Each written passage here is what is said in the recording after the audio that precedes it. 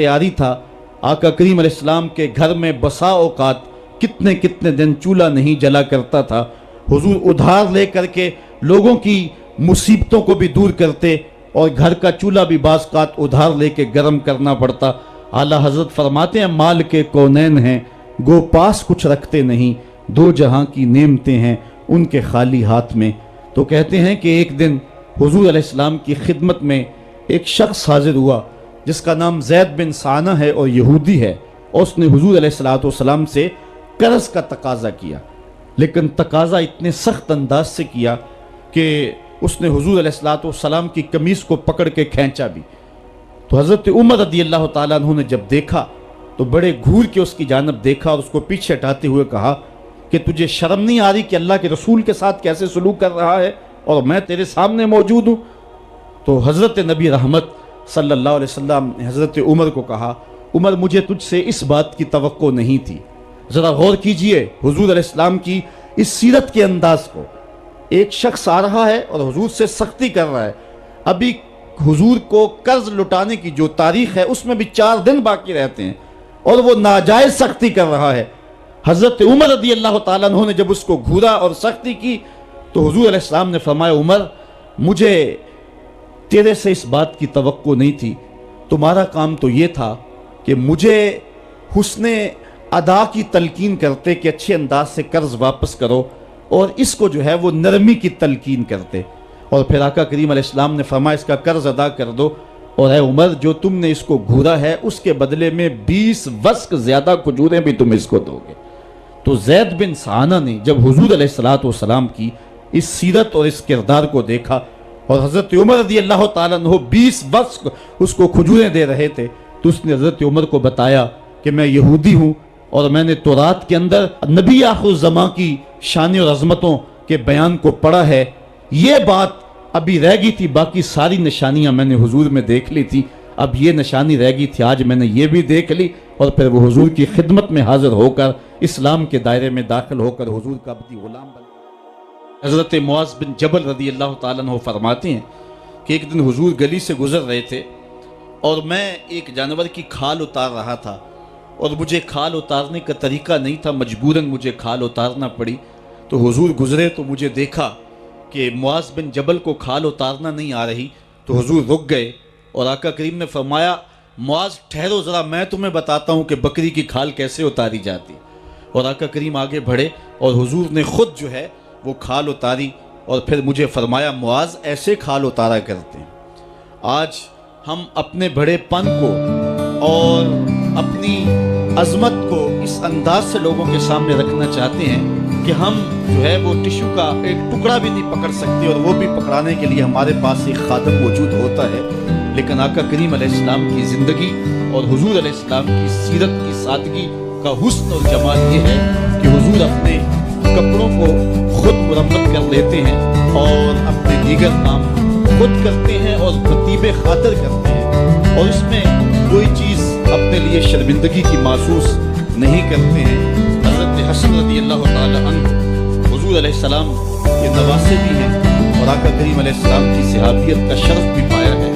कहते हैं कि काना यजलिसु अलल अर्द, हुजूर अलैहिस्सलाम की सुन्नत यह है कि हुजूर ज़मीन पे बैठ जाते थे। ज़मीन पर बैठने में हुजूर शर्मिंदगी महसूस नहीं किया करते थे, इसको अपने स्टेटस के खिलाफ नहीं समझा करते थे। ज़मीन के ऊपर हुजूर बैठ जाया करते थे और फरमाते हैं वयतामु, और ज़मीन के ऊपर बैठ करके हुजूर अलैहिस्सलाम खाना तनावल फरमाया करते थे। हुजूर की आदत ये थी कि आका करीम जब भी खाना खाते तो हुजूर झुक करके खाना खाते। फरमाते हैं कि मेरे पास एक फरिश्ता आया जो काबतुल्लाह के सहन में खड़ा था और उसकी कमर काबतुल्लाह की छत के बराबर थी, इतना उसका कद था। और उसने मुझे कहा कि आप अगर चाहें तो आपको नबी और बादशाह बना देते हैं, और आप अगर चाहें तो आपको अब्द और नबी बना देते हैं। तो फरमाते हैं कि मैंने जिब्रील को देखा और जिब्रील मुझे इशारे से तवाज़ो का हुक्म दे रहे हैं, तो मैंने अर्ज़ की कि मैं नबी और अब्द बनना चाहता हूँ। تو جب یہ بات حضور نے کہی تو فرمایا عائشہ اگر میں نبی اور بادشاہ بنتا تو یہ جتنے بھی پہاڑ ہیں یہ سونا بن کے میرے ساتھ چلتے، لیکن میں نے اس بات کو اختیار نہیں کیا۔ اور اس کے بعد حضور علیہ السلام جب بھی کبھی کھانا کھاتے تو حضور جھک کر کے کھاتے، جس طرح مالک کی دہلیز سے خیرات ملتی ہے اور کوئی خادم اس کو جو ہے وہ شکرانے کے طور پہ جو ہے وہ انتہائی عجز کے ساتھ کھاتا ہے، ساری زندگی حضور نے کھاتے اور پیتے ہوئے تکیہ نہیں لگایا، ہاتھ میں پلیٹ پکڑ کے اکڑ کے یا ٹہل کر کے یا جو ہے وہ بالکل سیدھے ہو کے تھوڑا سا جھک کر کے بغیر تکیے کے حضور علیہ السلام کھانا کھانا پسند فرمایا کرتے تھے، اور فرماتے میں اس طرح کھاتا ہوں جس طرح بندے کھاتے ہیں، اور میں اس طرح بیٹھتا ہوں جس طرح اس کے عبد اور اس کے بندے بیٹھتے ہیں۔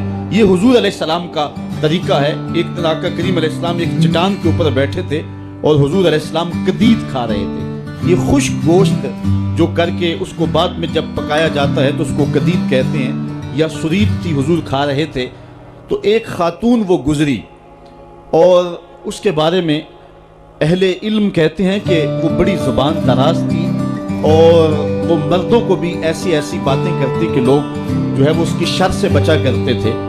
تو اس نے کہا کہ آپ تو ایسے کھا رہے ہیں جس طرح کے عبد کھاتے ہیں۔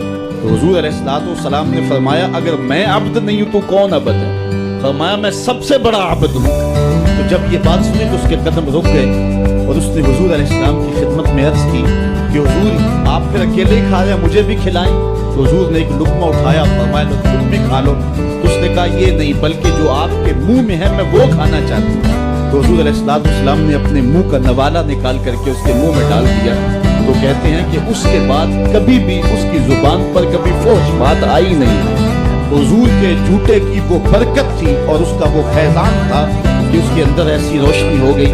پہلے وہ سخت لعان تھی، گالیاں دینے والی تھی اور فحش گفتگو کرنے والی تھی، لیکن حضور علیہ السلام کے جھوٹے کی برکت سے اللہ تعالیٰ جل شانہ نے اس کی زبان کو حسن بھی دے دیا اور جمال بھی عطا فرمایا۔ تو حضور علیہ السلام کی عادت تھی کہ آقا کریم زمین پہ بیٹھ کے کھاتے، جھک کے کھاتے، فرماتے میں ایسے کھاتا ہوں جس طرح عبد کھاتے ہیں۔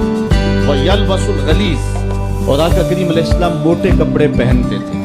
باریک ترین کپڑے پہننے سے حضور نے گریز کیا ہے، اور یہ وَيُطِيلُ الصَّلَاةَ، اور حضور کی نماز لمبی ہوا کرتی تھی۔ وَيُقَصِّرُ الْخُطْبَةَ، اور خطبہ حضور مختصر فرمایا کرتے تھے۔